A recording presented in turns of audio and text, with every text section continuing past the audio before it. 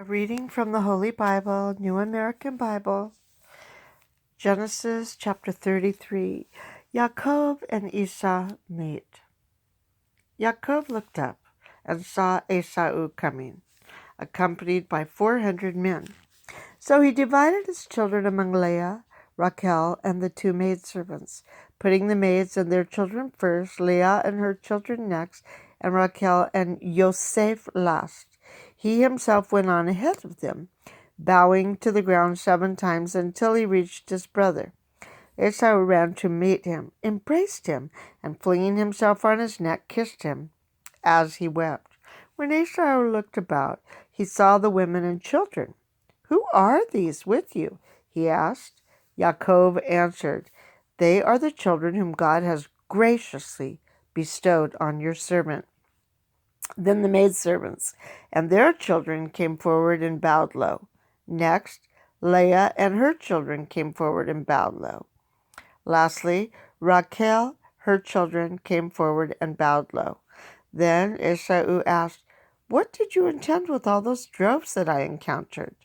Yaakov answered, "It was to gain my Lord's favor." "I have plenty," replied Esau. "You should keep what is yours, brother." "No, I beg you," said Yaakov. "If you will do me the favor, please accept this gift from me, since to come into your presence is for me like coming into the presence of God, now that you have received me so kindly. Do accept the present I have brought you.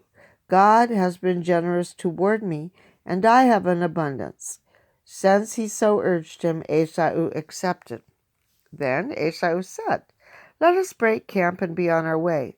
I will travel alongside you." But Yaakov replied, "As my Lord can see, the children are frail.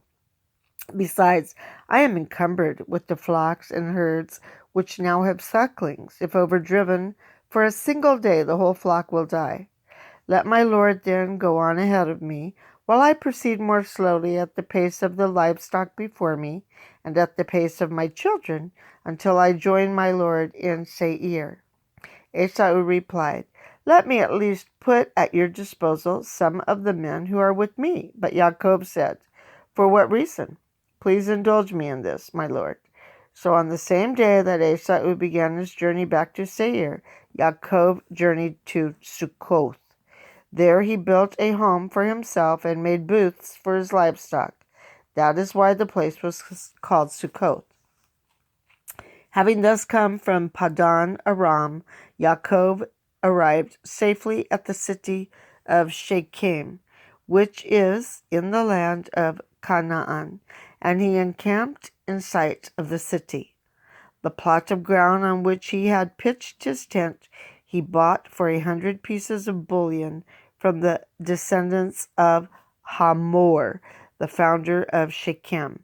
He set up a memorial stone there and invoked El, the God of Israel.